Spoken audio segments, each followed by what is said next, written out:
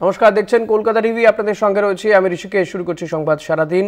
বাগদেবীর আরাধনা চলছে দিকে দিকে, যদিও এবার পঞ্জিকা মতে দুদিন পড়েছে এই বসন্ত পঞ্চমী বা সরস্বতী পুজো। স্কুলে স্কুলে সরস্বতী পুজো হচ্ছে এবং বারোয়ারি পুজো হচ্ছে সরস্বতীর, যদিও কেউ কেউ আবার আগামীকাল সরস্বতী পুজো করবে। বাগদেবীর আরাধনায় মেতে উঠেছেন সঙ্গীত শিল্পী গায়িকা অদিতি মুন্সি। তার বাড়ির ছবি দেখতে পাচ্ছেন এই মুহূর্তে। বাগদেবীর আরাধনায় তৃণমূল বিধায়ক তথা সঙ্গীত শিল্পী অদিতি মুন্সি, সরাসরি সেই ছবি দেখতে পাচ্ছেন আপনারা এই মুহূর্তে।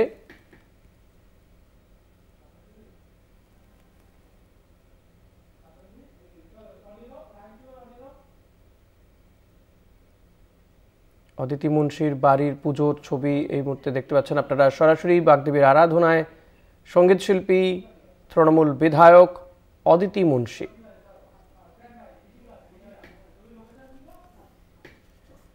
ছাত্রছাত্রীদের সঙ্গে সঙ্গীতমে বাগদেবীর আরাধনায়।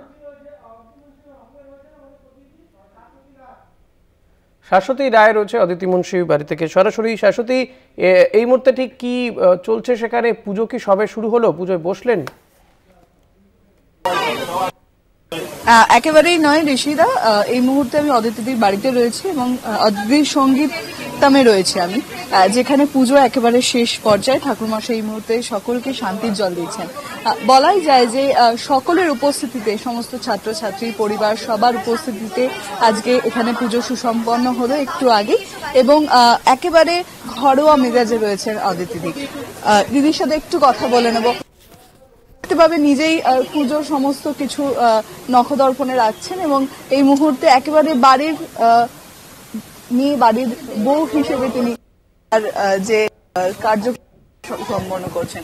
বলাই যায় যে প্রত্যেক বছরই এই আয়োজন থাকে এবং সমস্ত ছাত্রছাত্রীদের নিয়ে এক অনবদ্য অনুষ্ঠানের আয়োজন রয়েছে আজকে। এই মুহূর্তে একেবারে ঘরের মেজাজে রয়েছেন। আমি একটু কথা বলে নেব। সারা বছর ধরে আরাধনা হয়, আজকে একটু বিশেষ পুজো করা, তাকে আহ্বান করা, কেমন লাগছে? আজকের আয়োজনে কি বিশেষত্ব থাকছে? আজকের দিনের জন্য তো আমরা সবাই খুব ভয়ে থাকি, মানে ছোট থেকে সেই ভয়টা না বসে গেছে, এবং বড় হয়ে সেই ভয়টার ভয়ের জায়গায় নেই। ছোট থেকে ভয় থাকতো যে এই বাবা কুল খাওয়া যাবে না, পরীক্ষায় ফেল হয়ে যাবে, সব একটাও বই বাদ দিলে চলবে না, তাহলে পরীক্ষায় আর পাশ করতে পারবো না, সেই পড়াটা মুখস্থ হবে না। তো এই ভয়গুলো ছোটবেলা থেকে একটা গল্পের মতন গড়ে উঠেছিল। এখন বড় হয়ে স্বাভাবিকভাবেই সেটা বদলে যায়। অনেক বেশি মন থাকে যে সুরে রেখো।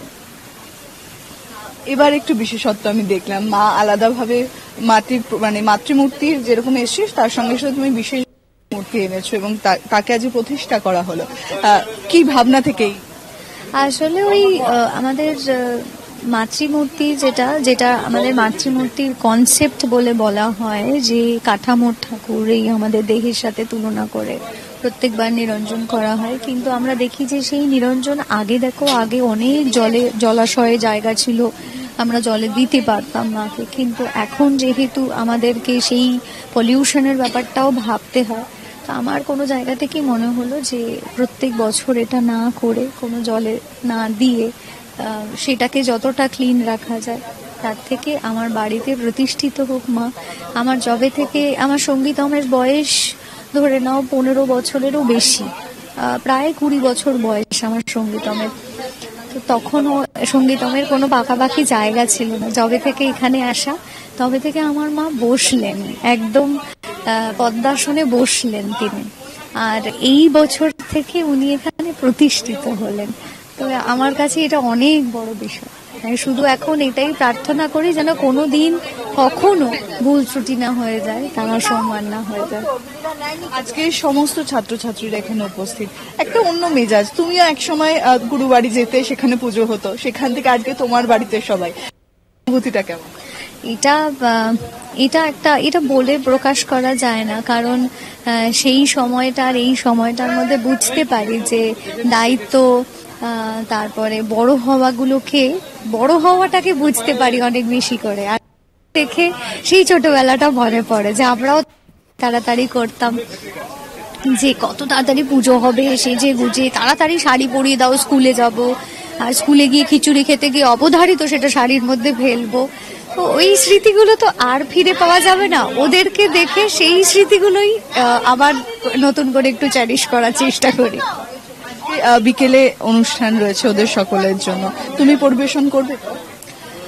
আমি তো এই দিনকে আমি শুধু শ্রোতা হয়ে বসে থাকি, ওদের পুরো ছাড় থাকে, যা ইচ্ছে যায়, যেরকম ভাবে সেরকম ভাবে সবাই নিজের মতন করে, সবাই সবার মতন করে প্রসাদ নেওয়ার চেষ্টা করে, নিজের মতন করে যা শোনাতে ইচ্ছা করে, হয়তো সে সেটা জানেও না, না আমিও করব, আচ্ছা করো, মানে একটা আনন্দের পরিবেশ হয়, ক্লোজ ডোর একটা বিষয় হয়, তো বাচ্চারাই আনন্দ করে, এটা ভালো লাগে। আমার কিছু বন্ধু বান্ধবীরা আসেন, এই সঙ্গীতম পরিবার অনেকটা বড় হয়েছে এখন, তার সাথে যুক্ত, সবাই আসার চেষ্টা করে, সবার বাড়িতেই পুজো হয়, সেইটা সামলে যতটুকু পারি আমরা একটা ঘরোয়া গান বাজনা করি, এইভাবেই কাটে দিনটা।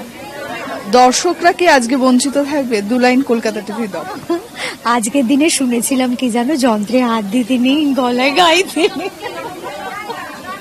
যদিও এখন বুঝতে পারি, হ্যাঁ মানে যদিও এখন বুঝতে পারি সেটা ছিল একটা চরমতম দিন, না বই দিয়ে দিয়েছি, আজকে পড়া যাবে না। না, মায়ের বন্দনাতেই আমি একটা গান করার চেষ্টা করেছিলাম, আমার কাছে সরস্বতী বন্দনা মানেই সেইটা, আমি সেটাই একটু গুনগুন করে।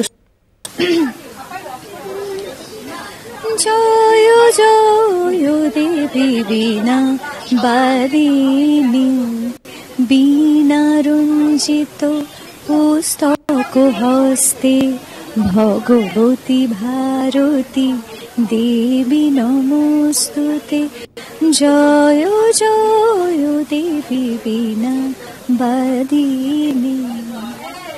সুরে থাকার আর্জি নিয়ে মায়ের কাছে সেই আবেদন জানাচ্ছেন অদ্যময়ী, এবং তার এই সঙ্গীতম পরিবার সম্পূর্ণভাবে ভরে উঠছে এবং দেবী এখানে প্রতিষ্ঠিত হলেন আজকে থেকে।